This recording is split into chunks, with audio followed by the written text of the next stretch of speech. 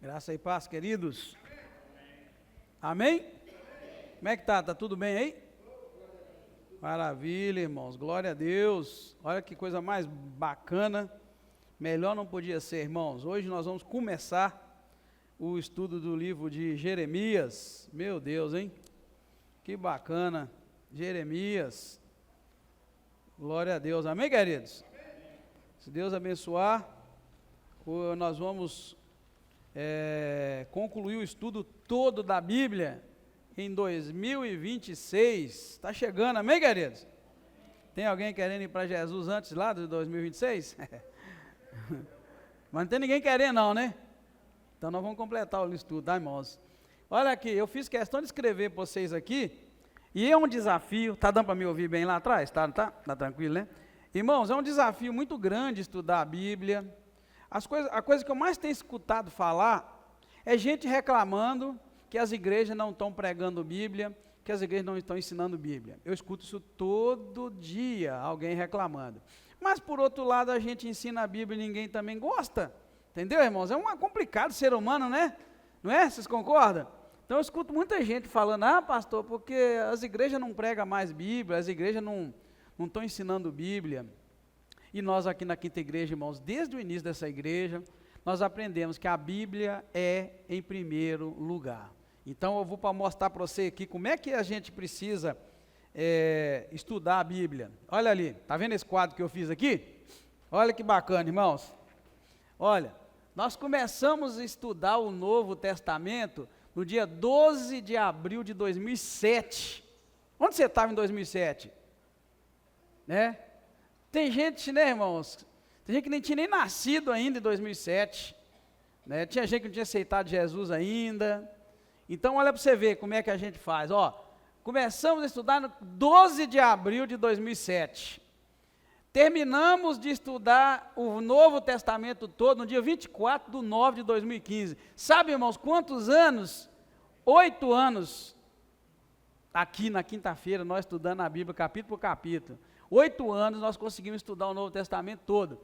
Aí foi quando nós iniciamos o Velho Testamento, né, no dia 24. E se Deus abençoar, irmão, nós vamos concluir o estudo da Bíblia toda aqui na igreja, aqui, quinta-feira. Nós vamos concluir em 2026. Isso, irmãos, dá exatos 19 anos. Há 19 anos atrás nós começamos. Meu Deus, hein? Não é? E tem gente que reclama, porque as igrejas não ensinam a Bíblia mais. Ensina, irmão, aqui na Quinta Igreja ensina, tá bom? Amém, queridos? Mas eu quero desafiar os irmãos, vocês que começaram, por favor, vem, não perde não, você depois poder dizer, olha, eu passei 19 anos na igreja estudando a Bíblia, capítulo por capítulo. Por que eu estou mostrando isso para vocês? É porque a gente precisa ter objetivo e foco, tá, irmãos? Objetivo e foco. Isso aqui, irmãos, olha, eu estava no primeiro ano que eu era o pastor da igreja, Deus pôs no meu coração estudar a Bíblia, aí eu larguei os estudos bíblicos que a gente fazia na quinta, e entrei lá em Mateus, e nós começamos a estudar. Por que eu digo foco? Porque a gente poderia ter mudado, começou em 2007, tem igreja que vai bem um ano, depois no outro muda, então eu queria muito que os irmãos prestasse atenção e tivesse foco. Faz plano para daqui a 20 anos, meu irmão, tá? Não fique fazendo plano só para o ano que vem, não. O ano que vem, não. Daqui a 20 anos eu quero estar na presença do Senhor, daqui a 20 anos eu quero estar fazendo isso, daqui a 20 anos eu quero estar ainda do jeito que eu sou, orando de madrugada, ou orando de noite, ou orando de manhã. Eu quero mostrar isso para os irmãos, porque isso é igreja, tá, irmãos? Infelizmente, o que a gente vê hoje é igreja de micro-ondas. Você já ouviu falar no crente de micro-ondas? O que é o crente de micro-ondas? Crente de micro-ondas é o crente que tem preguiça de ir para o fogo e fazer uma comida, aí compra aquela comida rápida que joga no micro-ondas, daí a 30 minutos tem que estar saindo lá, daí está comendo. Irmãos, igreja tem que ter foco, tem que ter alvo. Eu estou pensando, o que nós vamos fazer depois de 2026, para desafiar os irmãos a estar junto conosco. Bem, a grande verdade agora eu quero dar os parabéns para quem começou aqui, e Deus vai dar graça para terminar. Eu só sei que vão ser 19 anos, você vai poder contar para todo mundo. Lá na Quinta Igreja, o pastor estudou conosco a Bíblia, capítulo por capítulo. É claro que teve uns, né, irmãos, que não foi capítulo por capítulo, não. O Salmo, por exemplo, ia ficar tão repetitivo se a gente estudasse capítulo por capítulo, que nós dividimos ele por blocos, né, os irmãos lembram? Senão ia ficar agarrado, ia ficar muito repetitivo, porque os salmos tem uma série deles que é o mesmo assunto, termina um e entra no outro o mesmo assunto. Então, para não ficar maçante, repetitivo, nós dividimos em blocos. Mais para frente, nós vamos ter alguns livros que vão ser só 3 capítulos. Então, nós não vamos vir cá estudar 2 e depois estudar mais um. Nós vamos estudar os 3 ao mesmo tempo. Tem um que é só um capítulo, nós vamos estudar só um de uma vez, né, para não confundir. Mas eu queria muito que você levasse isso para a sua vida pessoal. Às vezes a gente vive tão afadigado, querendo adquirir coisas, mas tem coisas que você não pode ter pressa. E uma delas é a comunhão com o Senhor e a devocional. A devocional é todo dia, só que é preciso ter foco e ter alvo. Nós colocamos lá em 2007 o propósito de estudar a Bíblia toda aqui. E a gente não podia parar no meio do caminho, em lugar algum. Agora nós estamos chegando na beira de terminar, né, irmãos? Estamos terminando 2024, vamos estudar 2025 todo, e lá por meado de 2026 a gente conclui. E aí nós vamos pensar, o que nós vamos fazer da Bíblia na igreja, no estudo. Eu não imagino o que a gente possa fazer, mas se Deus der graça, a gente começa tudo outra vez, e vamos mais 26 anos para frente. Você está entendendo o que é a igreja? Ou não? Hein? Eu vou morrer, a igreja vai continuar. Pastor, você está dramático? Não, meu. Eu tenho que pensar na igreja, nem em mim. Então não adianta vir aqui, lambuzar e vamos embora. Não, é paciência. Então a mesma coisa é você. Se você quer viver muitos anos aqui nessa terra, faça planos para muitos anos para frente. Não, daqui a 10 anos, daqui a 30 anos, ou mais, né, dependendo da sua fé.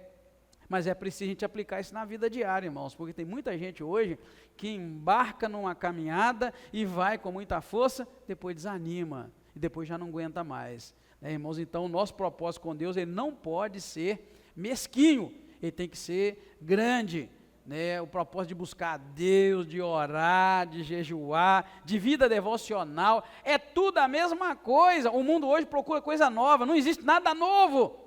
Amém, queridos? Tudo é igual, orar sempre foi do mesmo jeito, né? Ler a Bíblia sempre foi do mesmo jeito, irmão, a vida devocional sempre foi a mesma coisa. Se você ficar correndo atrás de coisa nova, você vai se embaraçar no meio do caminho. Não tem nada novo não, irmão, né?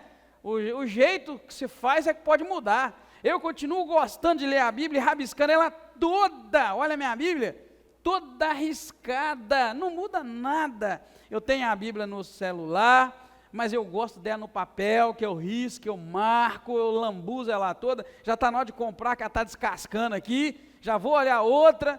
Irmão, não tem nada novo. Se você correr atrás de coisa nova, você vai desviar dos caminhos do Senhor. Tudo é mais velho do que tudo. O nosso Deus é velho, Ele é ancião de dias, amém, queridos? Antes que existisse mundo, o Senhor já existia.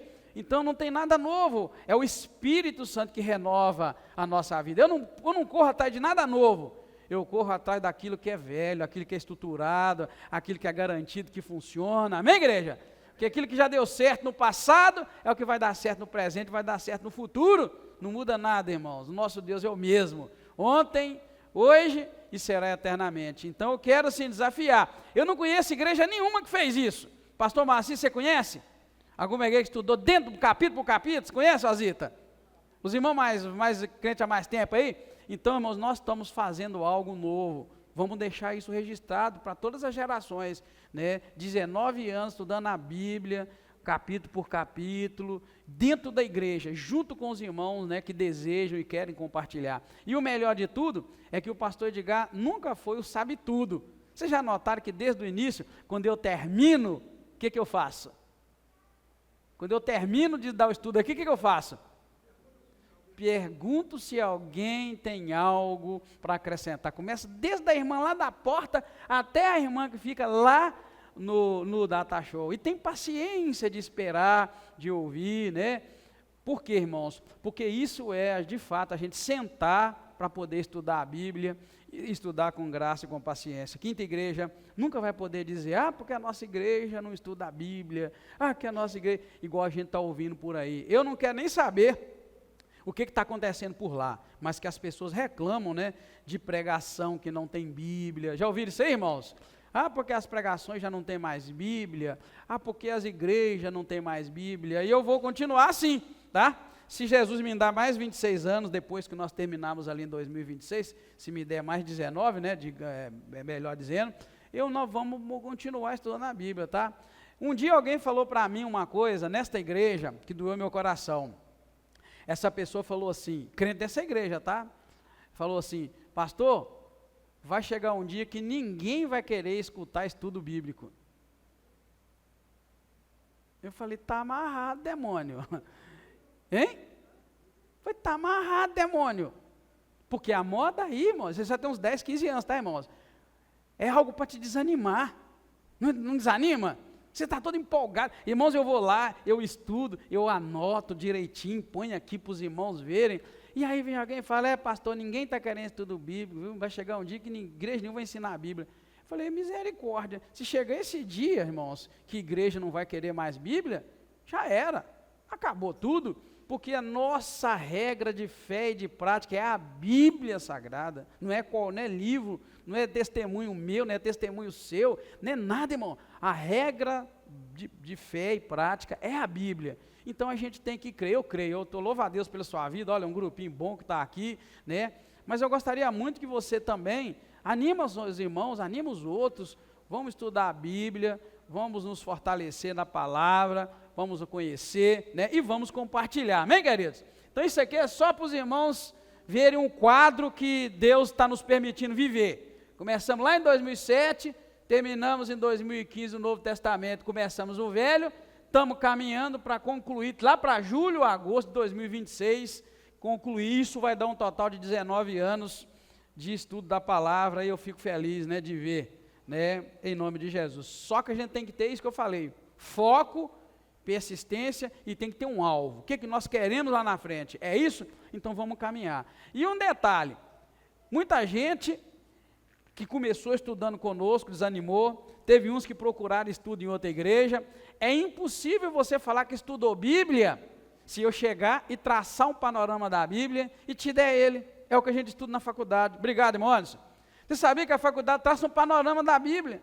Você estuda lá Velho Testamento e Novo, introdução ao Novo, introdução ao Velho, e depois conclui aquilo com alguns meses. É impossível se você não passar por capítulo da Bíblia. E eu tento aplicar o ensino para a nossa vida atual. Então, assim, nós vamos entrar neste livro abençoado, que é o livro de Jeremias. Um pouco só eu vou falar sobre o livro de Jeremias. Na verdade, o livro de Jeremias foi escrito num tempo, né, irmãos, de declínio do reino de Judá, da conquista dos babilônios. É por isso que nós vamos encontrar aqui logo o versículo 3, dizendo, quando vai dizer dos reis que estavam governando na época em que Jeremias foi chamado, vai dizer assim, olha, verso 3, e lhe veio também nos dias de Joaquim, filho de Josias, rei de Judá, até o fim do 11º ano de Zedequias, filho de Josias, rei de Judá, até que Jerusalém foi levada ao exílio no 5º mês. Sabe que exílio é esse, irmãos? É o exílio da Babilônia, aquele que Isaías profetizou logo depois que o povo saiu do exílio. Na verdade, você vai me dizer, pastor, então Jeremias deveria ficar antes, né, de Isaías por causa disso?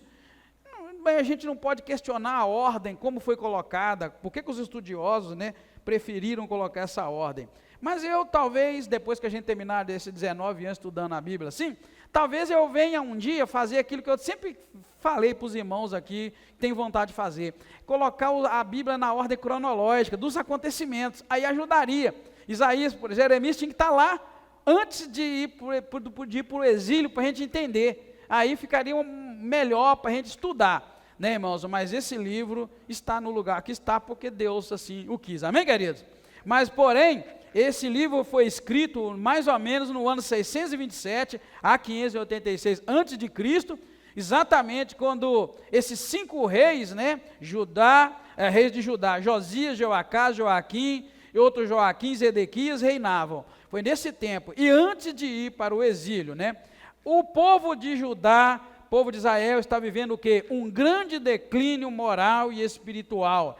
Eles viviam um período de grande decadência. Esta era a realidade que eles estavam vivendo: idolatria, corrupção moral, distanciamento de Deus, né? Então o povo estava ali necessitando de uma reforma religiosa, né? Então Deus levanta Isaías e agora levanta Jeremias para poder trazer essa palavra, né, de julgamento, muitas vezes, para que o povo pudesse voltar para o Senhor, né? Tem muitas lições que a gente encontra nesse livro, nós vamos ver ao longo do livro, e entre elas, Deus chamando as pessoas para uma transformação interior, tá? Deus vai chamar o povo de Judá, o povo de Israel, para uma transformação interior, e não apenas uma transformação de acordo com as tradições religiosas. Muitos de nós, irmãos, vivem tradições religiosas, mas não se sujeita a uma transformação interior. E quando a gente é religioso, mas não é convertido, a gente se torna uma árvore infrutífera. Essa é a grande verdade. Por isso que a palavra de Deus, ela tem que encontrar lugar no nosso coração e gerar mudança. Senão a gente vai só vira um computador, né, irmãos? A gente vira um computador que conhece tudo da Bíblia. Eu já vi gente pregando que sabe onde estão os versículos da Bíblia, assim, ó, vai falando, desembolando. Mas a vida lá fora é uma vida vergonhosa, de caráter, de moral. Então a pessoa virou um computador que conhece os livros onde eles estão, mas não consegue praticar a palavra de Deus. Então essa é uma lição que nós vamos aprender, né, no livro de Jeremias, entre muitas, né? Nós vamos também aprender lições sobre a verdadeira adoração, que vai incluir justiça, compaixão e responsabilidade para com os outros. Nós vamos contar isso no capítulo 22 de Jeremias. Deus vai chamar a atenção do povo para que o povo também aprenda a ter compromisso com os outros. De nada adianta eu ser um crente fiel em muitas áreas, mas eu ignorar que existe gente precisando de comer pão, de ter uma roupa para vestir, e eu ignorar e pensar que Deus só está preocupado com o espiritual. Não é bem assim. E Jeremias vai trazer isso para nós, né? Outro momento muito importante nós vamos encontrar é quando o povo recusa ouvir a voz de Deus. O povo vai rejeitar as advertências de Jeremias, irmãos. Jeremias vai ser um profeta que vai falar, clamar, mas o povo vai endurecer o coração. Eles vão preferir ouvir as mensagens de paz, as mensagens de prosperidade, né, dos líderes religiosos da época, e também eles vão confiar muito na ajuda do Egito e da Síria. Aqui mesmo nós encontramos Deus chamando a atenção deles e falando para eles: olha, porque vocês confiaram no Egito e confiaram na Síria, que eles livrem vocês na hora do aperto, e eles não vão conseguir livrar. Então o que está falando para nós? Uma coisa muito séria. Nos dias de hoje também, muitos de nós, irmãos, confiam no político, confia nas leis do país. A gente confia que vai entrar um presidente lá e vai resolver o problema, vai entrar um prefeito e vai resolver um problema. Isso é normal do ser humano, e Deus aqui está chamando a atenção do povo, falando: ó, vocês estão confiando no Egito? Então que ele livre vocês no dia da angústia, e não vai acontecer, né? Muitos de nós, irmãos, confiam mais no advogado do que no Deus Todo-Poderoso, não é assim? Confia mais no médico do que em Deus, e quando chega num ponto que o médico não pode fazer mais nada, e aí? Como é que vai ficar? Então é muito bom a gente aprender essas lições, né? Assim como Jeremias vai insistir, né, com o povo sobre a verdade de Deus, ele vai colocar para eles: ó, não ponham a confiança na liderança política, porque eles nada podem e nada vão fazer. Assim, né, irmãos, o livro de Jeremias vai trazer para nós esses momentos de palavra, né, muito dura da parte de Deus, assim como nós vimos já de cara, né, no capítulo 1 e o 2. Então vamos entrar no capítulo 1. O que nós vamos encontrar no capítulo 1, do versículo 1 ao 3? A introdução de Jeremias ao ministério. O que esses versículos trazem para nós? Uma localização, localiza Jeremias dizendo: filho de Ilquias, sacerdote de Anatote, e depois vai colocar ele no contexto histórico, falando dos reis de Judá. O nome deles estão todos aqui, olha, a ele veio a palavra do Senhor, olha, nos dias de Josias, filho de Amon, rei de Judá, no 13º ano do reinado de Josias. Então fica muito bem colocado, né, onde ele está. Isso tudo vai representar para nós o quê? Que Deus escolheu aquele profeta, Jeremias, durante um período crítico do povo, e ele vai viver, na verdade, a vida de Jeremias vai ser uma profecia, vai ser para testemunhar, e ele vai fazer o testemunho desse declínio moral e espiritual que o povo estava vivendo. E o mais incrível é que o declínio moral e espiritual que o povo estava vivendo vai terminar e culminar no cativeiro, né? E isso mostra para nós o fim de uma nação, o fim de uma família, o fim de uma pessoa que escolhe abandonar Deus, irmãos. Vai terminar mal, né? Não tem como, né? E isso tudo vai ser o pano de fundo para o livro todo. A gente vê, né, que o afastamento de Deus faz com que a gente colha frutos terríveis. Abandonar Deus é assinar uma sentença, irmãos, de tragédia, de coisa ruim. Então a gente precisa aprender o que a Bíblia está nos ensinando, né, e aplicar na própria vida. Então esse início aí já vai mostrar a introdução dele no ministério, o momento em que, o que acontecia no momento em que Deus o chamou, tá? Do 4 ao 10, aí vamos ver o chamado de Jeremias. Deus vai falar diretamente com ele, tá, irmãos? Revelando que ele foi escolhido antes mesmo de nascer. Olha que incrível, tá? Se alguém te perguntar, quem foi o profeta que Deus escolheu antes de nascer? Você já vai saber responder. Ele fala assim, veio a minha palavra do Senhor dizendo, antes que eu te formasse no ventre, te conheci. Olha que bacana. Antes que saísse da madre, ou seja, antes de nascer, te santifiquei às nações e te dei por profeta. Está vendo? O cara foi chamado, irmão. Antes de nascer, Deus já falou para esse cara aqui vai ser profeta e eu estou enviando ele às nações. Está dizendo aqui, irmãos, olha, antes que tu saísse da madre, te santifiquei. Às nações te enviei por profeta. Então, nós vamos encontrar esse chamado dele sobrenatural, né? E ele vai expressar, o Jeremias, irmãos, vai expressar que ele achava que ele era muito jovem e incapaz de fazer o que Deus tinha escolhido. Ele vai chegar a dizer, eu porém disse, verso 6, ah Senhor Deus, não sei falar, não passo de uma criança, tá? Porém, tem gente que pensa, quando fala em criança, você pensa qual idade? Quando fala em criança, você pensa qual idade? Pois é, aí é que a gente às vezes não compreende bem, né? Na verdade ele não tinha essa idade.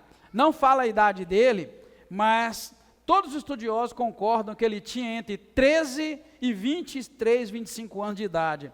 Ele está falando que ele era, a Bíblia hebraica, eu tenho uma lá, eu comprei, eu tenho a Bíblia hebraica, esse versículo então já não fala criança, ele fala que eu não passo de um moço, de um jovem. Então, a idade dele, tá, irmão, quando a gente pega criança, por isso que eu perguntei, qual a idade você imagina criança? Quando fala criança também, eu penso uns 5 anos por aí, né, tal. Eu não vou pensar 13, 20, não. Porém, há quem diga que ele tinha até mais ou menos 30. Isso por quê? Tendo em vista os anos de vida de um homem lá naquele tempo, que vivia muitos anos, ser criança e ser jovem era uma idade não tão pequenininha como a gente imagina. E a palavra também não é criança, é moço, é jovem, tá? Porém, isso é de menos, tá, irmãos? A única coisa que eu quero, e a gente precisa guardar, é que ele, então, ele expressa para Deus a sua incapacidade. Ele era jovem, ele era muito novo, ele era muito moço, e ele era incapaz. Mas o que Deus vai fazer é encorajá-lo, prometendo que Deus ia capacitá-lo, ia proteger, ia dar para ele autoridade. Então, Deus está falando com ele, olha, não preocupa se você é moço, não preocupa se você não sabe falar, não sabe se expressar, eu vou ser contigo, eu vou te proteger, eu vou te ajudar, e onde eu mandar você ir, você vai falar, porque eu sou contigo. Então, Deus não tem problema nenhum. Quando Deus chama alguém, irmãos, a gente pode até colocar os impedimentos. Lembra lá Moisés? Quando Deus chamou Moisés, qual impedimento que Moisés pôs? Tinha a língua pesada, que significa muitas coisas, né? Uns dizem que ele era gago, né? Tinha a língua presa, outros dizem que a língua pesada é aquele um cara burro para falar, sabe aquele cara bruto? Tudo isso pode significar, mas a grande verdade é que ele não estava ali, tipo assim, aceitando o chamado de Deus e não, eu vou fazer. Não, ele estava dizendo assim, olha, Deus, eu tenho dificuldade. E o que Deus faz com Moisés é muito parecido com o que faz aqui com Jeremias.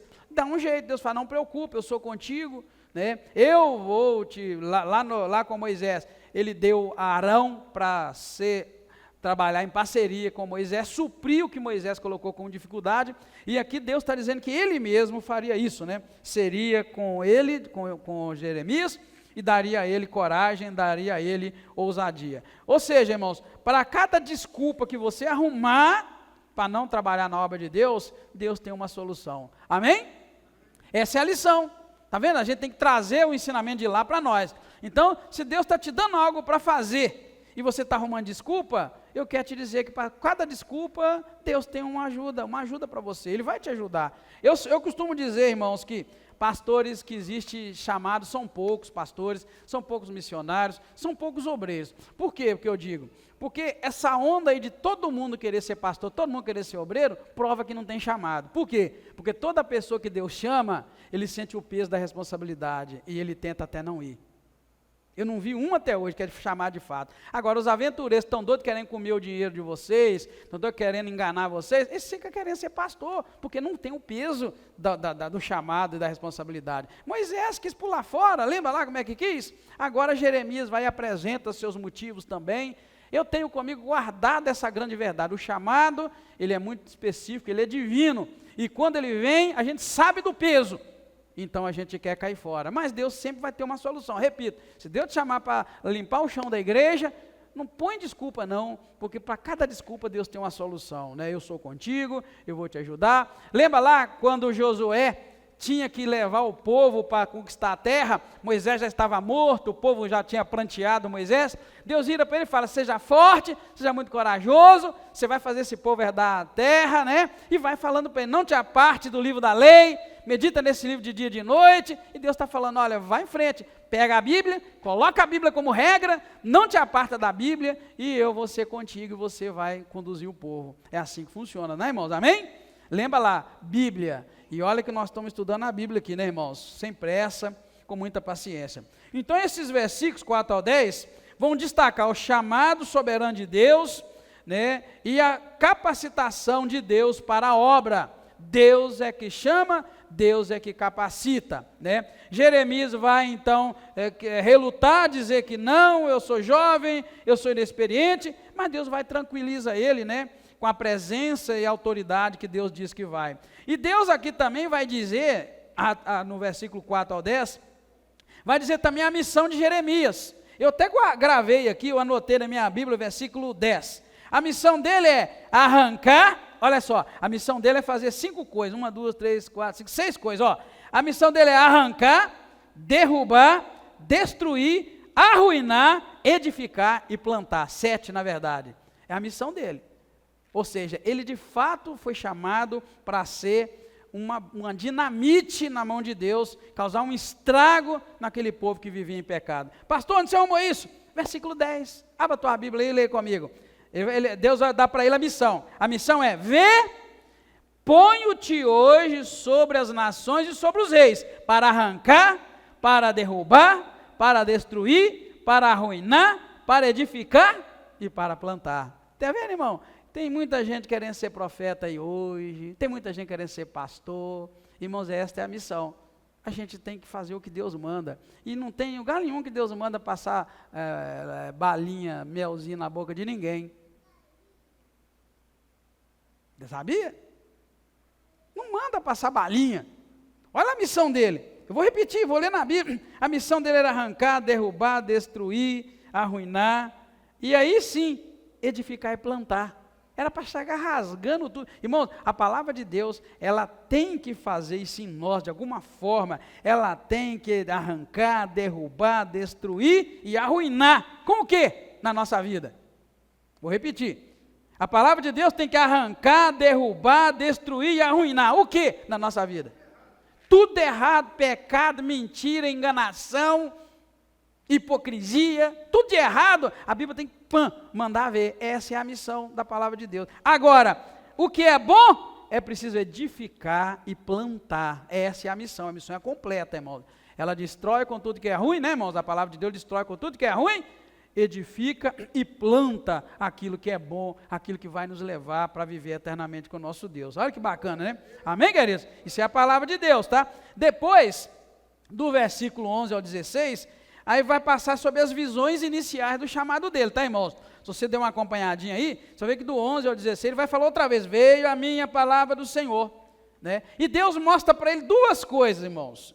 Deus vai mostrar para ele, vai falar para ele, olha, o que você vê? Ele vai ver uma amendoeira, e depois Deus vai explicar o que significa aquela amendoeira. Depois ele vai ver uma panela fervendo, inclinada para o norte, e Deus vai explicar para ele o que significa. Aí já começam as visões, e as visões todas elas proféticas que ele teve. O que Deus vai explicar? A amendoeira simboliza o quê? Deus está atento, Deus está vigilante, né? A amendoeira, a palavra no original, ela vai se conectar muito com a palavra vigilante. É por isso que na nossa Bíblia está traduzida da seguinte maneira, veio a minha palavra do Senhor, o que vê Jeremias? Ele vai responder, verso 11, eu vejo uma vara de amendoeira. Aí o Senhor vai falar, disseste bem, viste bem, pois eu velo sobre a minha palavra para cumprir. Você quer velar o quê? Eu vigio, eu sou vigilante para cumprir minha palavra, tá vendo, irmãos? Então, ele começa a ter visões. Deus está dando uma talacada, né, irmão? A talacada mesmo que as pessoas falam, né, que é a pancadona,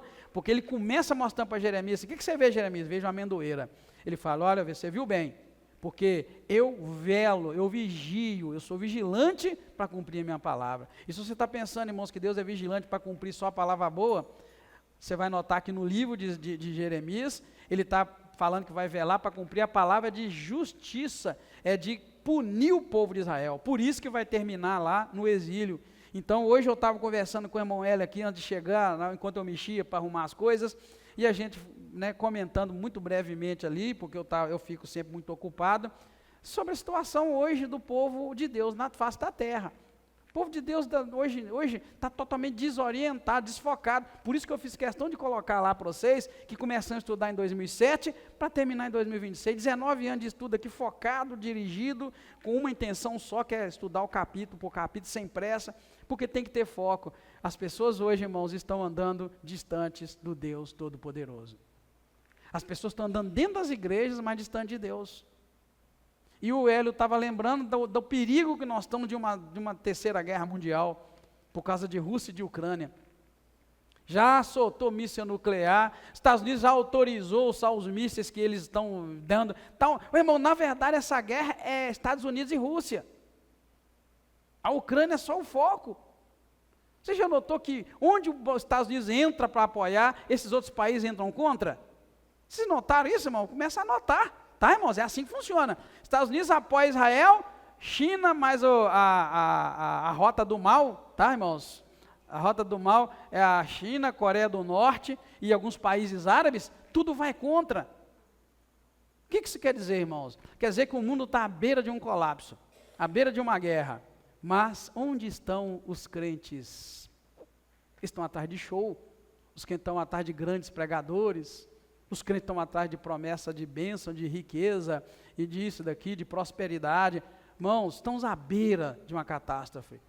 Então, o cenário é muito parecido com esse que nós estamos estudando já de Isaías e agora em Jeremias. Só que o povo não está nem aí. Então, a nossa conversa hoje aqui, antes do culto, era, as pessoas estão distantes de Deus. Irmãos, do fundo do meu coração, do fundo da minha alma, eu nunca imaginei que eu veria o que eu vi no ano de 2020 e 2021 na Terra. Eu nunca imaginei, irmãos, e no final eu pensei, agora as igrejas vão encher de gente buscando a Deus. Sabe o que aconteceu? A Covid veio, matou gente, tudo quanto é lugar, e cadê o povo sumiu, o povo não está entendendo. Está igualzinho o Egito, com o coração endurecido.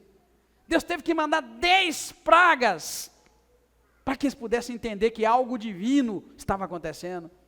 Para eles entenderem que Deus estava querendo libertar o povo de Israel daquela escravidão. Foi preciso 10 pragas, enquanto não doeu para arrebentar neles. E se sabe que mesmo assim, eles liberaram o povo e arrependeram e quiseram ir lá pegar o povo de volta outra vez. E assim é a raça humana nos dias de hoje, irmão. Perto de uma catástrofe, ninguém está nem para nada. Eu, sinceramente, depois que eu vi gente morrendo para todo lado, eu falei, agora o povo vai buscar Deus.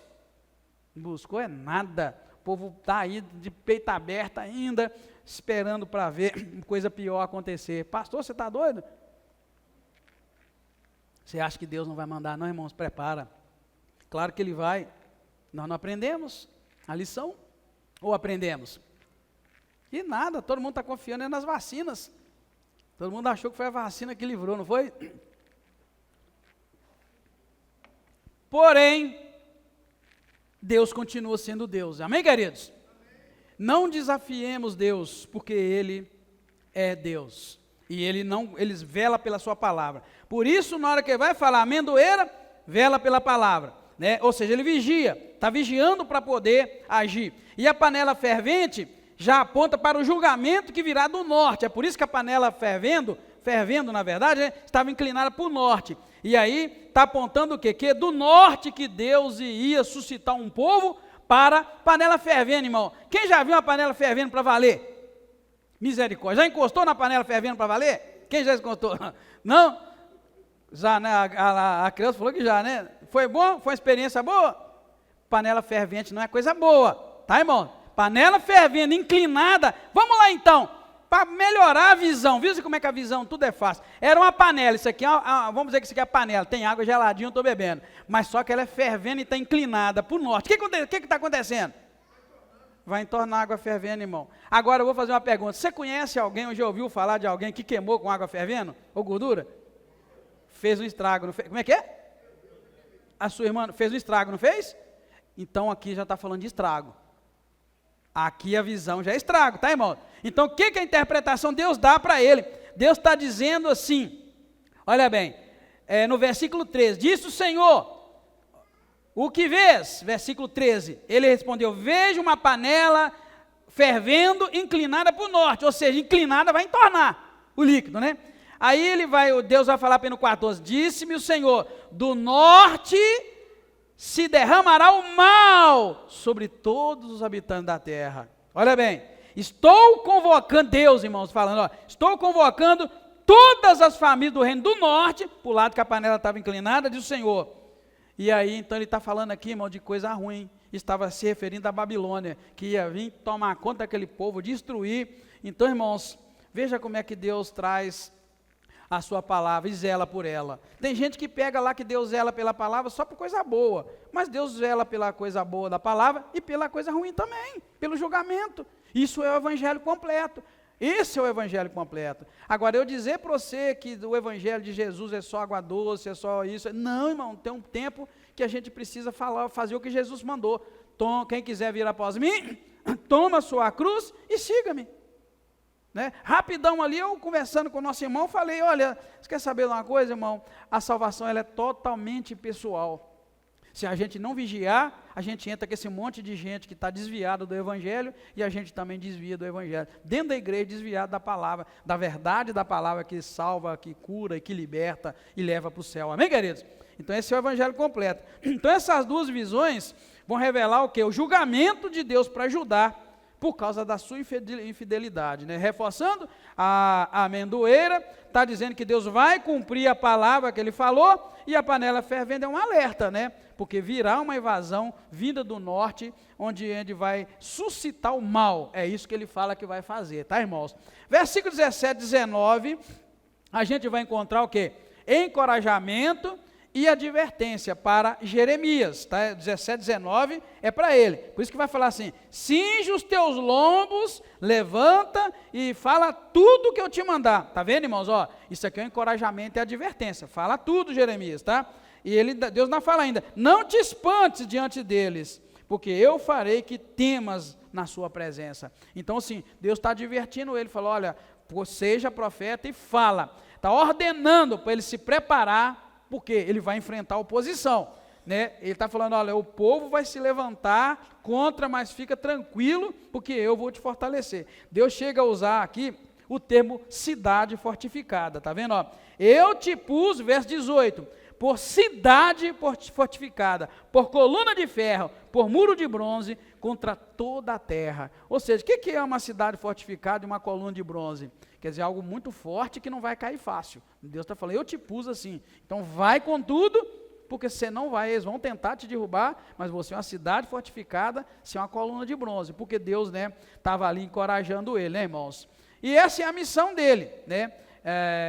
Transmitir a palavra, né? Mesmo que tivesse resistência, Deus estava protegendo, né? E embora ele tivesse que enfrentar grandes desafios, Deus estava dizendo, eu vou ser o seu sustento, eu vou te sustentar, eu vou te livrar, eu vou te guardar. Guarda isso, eu vou te sustentar, eu vou te livrar e vou te guardar. Está vendo? Se Deus está te chamando para a obra, mais uma vez eu volto a dizer, confia que Deus é o teu sustento, confia que Deus é a tua proteção, confia que Deus te guarda. Amém, queridos? Amém? Isso precisa, né, estar muito forte no nosso coração, no exemplo que nós aprendemos de Jeremias. É muito fácil, né, a gente chegar aqui e nos deliciar com a vida de Jeremias e não aplicar em nós também, né, irmãos? Eu sou de um tempo, né, o pastor Macio, os irmãos aí mais experientes, sabem, a gente é de um tempo em que as pessoas largavam tudo para atender o chamado de Deus, né? Largava tudo. Eu escuto de vez em quando gente dizendo, eu fui chamado no congresso de jovens, já escutei demais isso acontecer, eu fui chamado por isso, larguei aquilo. Eu sou desse tempo, por quê? Porque a gente estudava a palavra e cria plenamente que Deus protege e guarda. Eu já falei para vocês que esse ano, se eu não estiver enganado, o ano passado, alguém veio falar comigo, né, de largar a obra de Deus e ir trabalhar, porque, né, precisa se sustentar. Falei, olha, eu vou ser sincero, se você tem chamado, você não compreendeu. Porque Deus é o nosso sustento, amém, queridos? Amém? Deus é o nosso sustento. Essa pessoa que quis dizer o quê? Vou largar as coisas de Deus que eu faço na igreja e vou investir na minha carreira profissional. Falei, se você tem chamado, você será o profissional mais frustrado da face da terra. Porque sempre foi assim, irmão, Deus chama e Ele dá condições, Ele sustenta, não é assim? Amém, queridos? Esse chamado, né, inicial de Jeremias vai mostrar para nós também o quanto é importante a gente entregar o coração para o Senhor e deixar que Ele faça em nós, né? E para tudo que a gente tiver dificuldade, o Senhor é nosso suprimento, Ele vai suprir, Ele vai dar condição, Ele vai dar, acima de tudo, alegria, amém, queridos? A alegria de servir a Deus só experimenta quem entrega a sua vida e vai deixar Deus operar, né? Já no capítulo 2, verso 1 e 3, Deus vai lembrar para Israel os dias em que Israel era fiel, os dias em que Israel era fiel a Ele, como lá atrás, nos dias do Êxodo, nos primeiros anos, quando eles chegaram na terra prometida. E Deus vai dizer que tão logo eles chegaram lá, eles abandonaram Deus. Mas Deus vai lembrar, olha, vocês me amaram, né? No início era diferente, né? Olha bem como é que Deus diz, lembro-me de ti, da devoção da tua mocidade, do teu amor quando éramos noivos, de quando me seguiste no deserto. Olha, irmão, Deus está voltando atrás, lá na época do deserto, e está lembrando, olha, vocês me amavam muito naquela época, e Deus vai chamar a atenção do povo, né? O que esse trecho mostra para nós, então? O amor inicial de Israel não tem nada a ver com o amor atual. Irmão, é por isso que eu te falei hoje dos 19 anos lendo a Bíblia. Será que você está empolgado hoje com o estudo da Bíblia, igual você estava em 2007, quando a gente começou? Por isso que eu pus aquilo para você ver. Será que no teu casamento, você, marido, ama a tua esposa tanto quanto você amava quando você casou? Será, esposa, que você ama o teu marido tanto quanto lá atrás você se casou? Essa é a questão, irmãos. Entre esse tempo, muita coisa acontece. Se você não estiver focado, você troca de mulher, arruma outra, ou troca de marido e arruma outra, troca de igreja. Está vendo, querido? É isso. As lições são muitas, não é assim? Deus está falando, eu me lembro de ti na tua mocidade, tu era devoção, teu amor, éramos noivos, quando você me seguiu para o deserto, e agora? Agora você não está nem aí para mim. Oh, meu Deus, está vendo, irmão? O estudo da palavra de Deus é maravilhoso, amém, queridos? Então Deus está falando assim para a gente olhar para o coração e ver como é que está nosso relacionamento com a esposa, com o esposo, com os filhos, com a igreja do Senhor, com o chamado de Deus. Lá atrás, quando Ele te chamou, você está com a mesma empolgação? Você está sonhando como você sonhava? Você está desejando crescer na graça? Ou já esqueceu? Porque, irmãos, lá no deserto, naquele tempo, o povo viveu aquele primeiro amor, mas depois, quando eles chegaram na cidade, na terra prometida, eles conheceram outros deuses, os deuses da terra, e se desviaram. Então, aqui esse trecho está contrastando o amor inicial com a apostasia que o povo vivia. Guarda essa palavra, apostasia. Cuidado para você não apostatar da fé com os anos que vão passando. Cuidado para você não apostatar, porque está ouvindo ensinamentos fáceis de uma vida tranquila, uma vida boa, uma vida suave.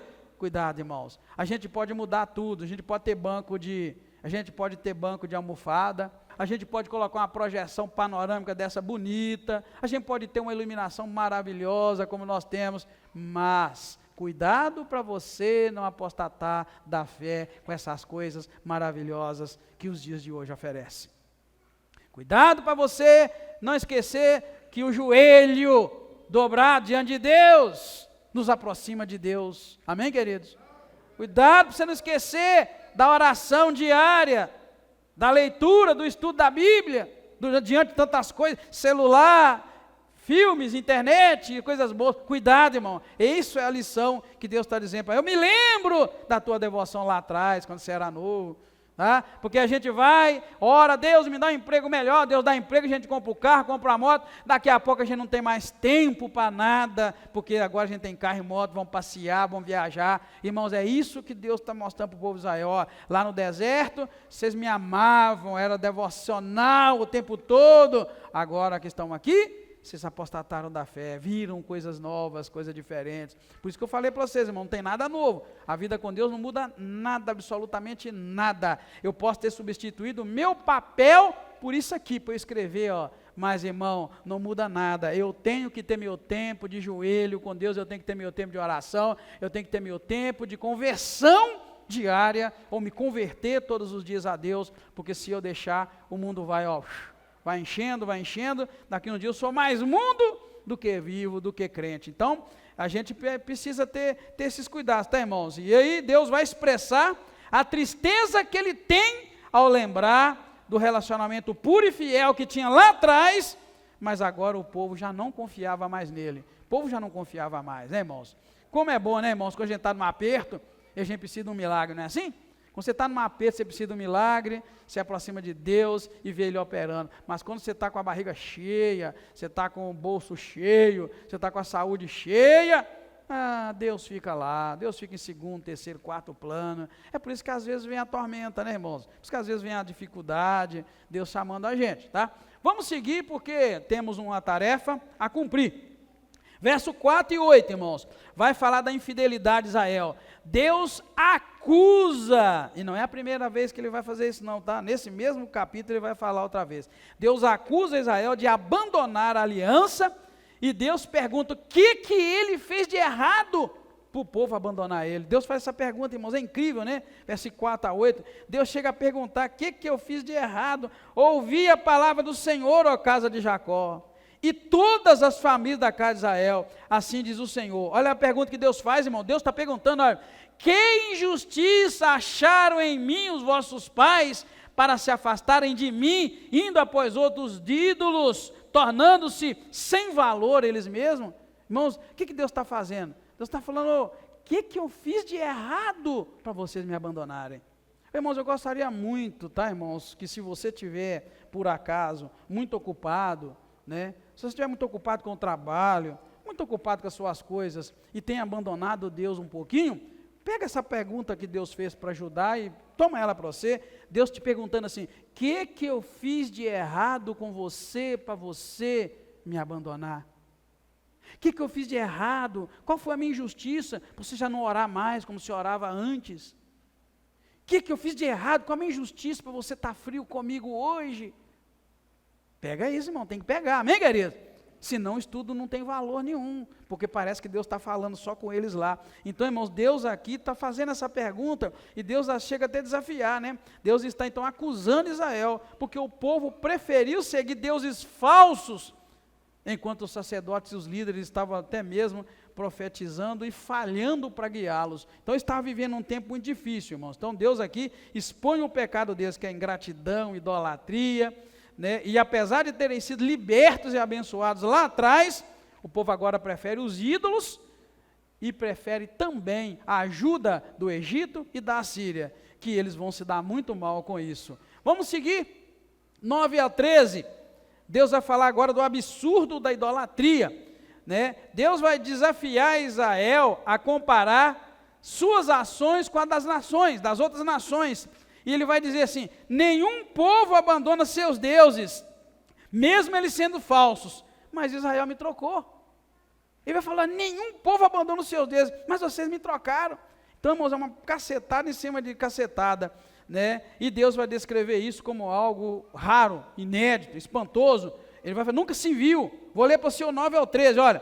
Portanto, pleiteio convosco do Senhor, até com os vossos filhos o pleitearei. Passai as ilhas de Quitim, vede, enviai mensageiros a Quedar e atentai bem. Ele vai falar: vede, se jamais sucedeu coisa semelhante. Olha, 11, houve alguma nação que trocasse os seus deuses, mesmo não sendo deuses? Todavia, o meu povo tocou a glória, pelo que é de nenhum proveito. Meu Deus, está dando uma cacetada, irmão. Tipo assim, nunca se escutou falar que um povo trocasse o seu Deus, mesmo ele sendo um ídolo que não pudesse fazer nada. Mas o meu povo me trocou. A mensagem de Jeremias é uma mensagem pesada, tá, irmãos? Mensagem que bate na gente, né? Amém? Quem vier no estudo de Jeremias vai ver que é a mensagem que bate mesmo, né? Que chama a atenção de nós, né, irmãos? E ele vai falar 12, espantai-vos disso, ó céus, aterrorizai-vos e ficai verdadeiramente estupefatos do Senhor. Olha bem, o meu povo fez duas maldades. A mim me deixaram o manancial de águas vivas e cavaram cisternas rotas que não têm águas. Gente, é uma palavra dura que Deus está dando. Irmãos, aí vocês vão entender por que eles foram depois escravos na Babilônia. Isso aqui é antes de ir para a Babilônia. Deus primeiro está dando a sentença deles. Olha, é tipo um julgamento. Deus está falando: vocês me trocaram, vocês fizeram isso. E depois Deus vai terminar, sabe com o quê? Se você pensa que Deus vai terminar com misericórdia, como a gente pensa que foi, não, irmão, Deus vai terminar, ó, agora toma, porque vocês fizeram isso. Então essa palavra aqui, irmãos, na verdade é uma palavra, é tipo lendo mesmo uma sentença, né? Vamos seguir, porque a palavra de Deus é boa, né? E cada vez mais tem algo novo. Então lá, do 14 ao 19, nós vamos ver o sofrimento como consequência do pecado. Irmãos, uma lição que meu coração doeu na hora lá, que eu estava estudando, é as consequências de abandonar Deus e do pecado. Meu Deus, irmão, irmã, nunca abandone Deus, por favor. Tá? O pastor está te pedindo, por favor, nunca abandone. Vigia, meu filho, vigia, larga tudo que você tiver que largar, não abandona Deus, porque as consequências de abandonar Deus são terríveis. Hoje lá nas ruas, muitos estão lá hoje, debaixo das pontes, estão escravizados pela droga, porque um dia abandonaram Deus. Escolheram as coisas deste mundo. Então, guarda isso. 14 a 19 fala do sofrimento e da consequência de abandonar Deus. Deus questiona por que Israel se tornou presa dos seus inimigos. O sofrimento é o resultado de afastar de Deus, né? E de sua dependência, no caso aqui, das nações estrangeiras. Eles estavam mais confiados no Egito e na Síria do que em Deus, né? E a gente precisa da graça do Senhor, né? As consequências são dolorosas, né? Abandonar Deus é o mesmo que abrir porta para destruição. Guarda isso. Abandonar Deus é abrir porta para destruição e para a opressão. Infelizmente, tá? Olha bem, dizendo 14, só um pouquinho para você ver. Acaso é Israel um servo ou um escravo nascido em casa? Por que, pois, ele então veio a ser presa?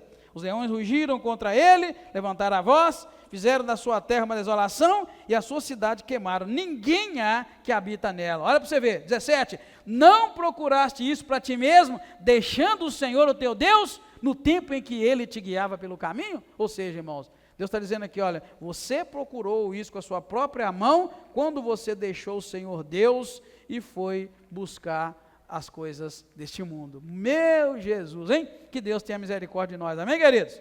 Amém, igreja? Que Deus tenha misericórdia de mim. Dura coisa, né, irmãos? É abandonar o Senhor. Depois o versículo 20 ao 28 vai trazer a idolatria desenfreada de Israel. Deus acusa, lembra que eu falei que por 2 vezes Deus ia acusar Israel? Deus vai acusar Israel aqui de romper os laços com ele e de se entregar à idolatria. E ele vai comparar a idolatria deles como uma prostituta infiel. Misericórdia, irmãos. Misericórdia, né?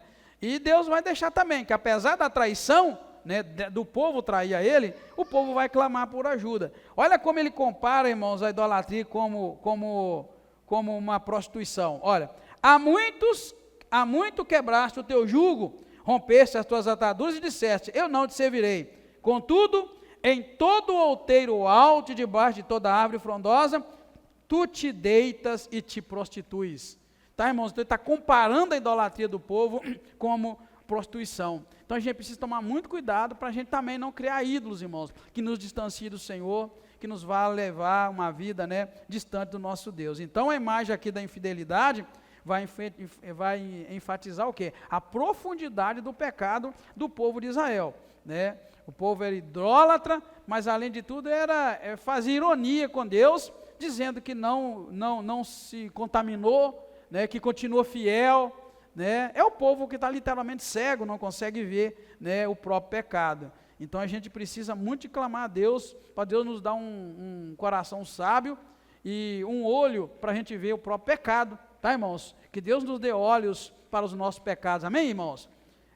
Amém? Vocês entenderam? Que Deus nos dê olhos para o próprio pecado, ao invés de eu olhar o pecado de Joaquim, olhar o pecado seu, que Deus me dê olhos para o meu pecado, porque o povo caiu numa situação aqui, que chegava a dizer, não, nós não te abandonamos, não, te abandonamos, não, nós não nos contaminamos, enfim, o povo estava temoso dizendo que não tinha contaminado, e Deus falando para eles, né, que o pecado deles era como aquela mulher que se deitava debaixo de árvores e se prostituía. Então assim, nível que chega o povo quando o povo tem a mente e o coração cauterizado, já não consegue mais olhar o próprio erro, né? Fica olhando o erro dos outros, do político, da sociedade, do vizinho, dos irmãos, e eu acho que o nosso olho tem que estar voltado, né, irmãos, para o nosso próprio coração, amém? Propriamente, como é que está andando minha mente, como é que está andando meu coração, né? Eu estou adorando o meu Deus, estou servindo a Ele, né? Ou eu estou muito preocupado, né, com o meu redor, é o que eu falei ali, irmão, a salvação é tão pessoal, que se eu não vigiar, eu perco a minha salvação, preocupado com a sua vida, eu descuido da minha, e ao contrário, eu tenho que preocupar comigo, né, com a minha vida com Deus no altar, né, e por fim, irmãos, vai terminar o capítulo falando da rejeição e da correção de Deus, apesar que o capítulo 2, ele tem uma sequência no capítulo 3, eu preferi parar, porque todos os capítulos, praticamente, eles vão ter uma sequência com o outro, né? Você vai ver que o 3 vai ter sequência com o 4 com o 5, o 5 com o 6, então a gente não pode passar por cima de qualquer maneira. Mas do 29 ao 37, Deus agora vai confrontar Israel por rejeitar a correção que ele estava dando, né? Ou seja, o povo estava pecando, Deus corrigindo e o povo rejeitando, né? E mesmo assim, apesar de toda a advertência, eles vão persistir na rebeldia, colocando a confiança deles o quê? Nas nações vizinhas, o Egito, na Síria, né? E isso vai levá-los à vergonha, à destruição, por isso que o Senhor vai falar de rejeição, né? Vai rejeitá-los. Então, Deus lamenta a teimosia de Israel, em vez de se arrepender, o povo fica justificando os próprios pecados e buscando solução humana, né? Vamos correr atrás da ajuda desse país, daquele, né? O resultado é vergonha, é desonra, porque abandonar a Deus nunca vai trazer, irmãos, livramento de verdade, tá? Vou repetir, abandonar a Deus nunca vai trazer livramento de verdade. Livramento só existe com Deus, amém, queridos? Então só com Deus tem livramento. Ah, pastor, eu preciso de livramento financeiro, só com Deus. Ah, eu preciso de um livramento de perseguição e de morte, só com Deus. Ah, estou sendo perseguido no meu trabalho, isso tem demais, não é assim? Estou sendo perseguido no meu trabalho, como é que eu vou conseguir? Livramento é só com Deus, só Deus pode livrar, amém, queridos? Não é abandonar Deus e tentar a ajuda dos outros, vai dar errado.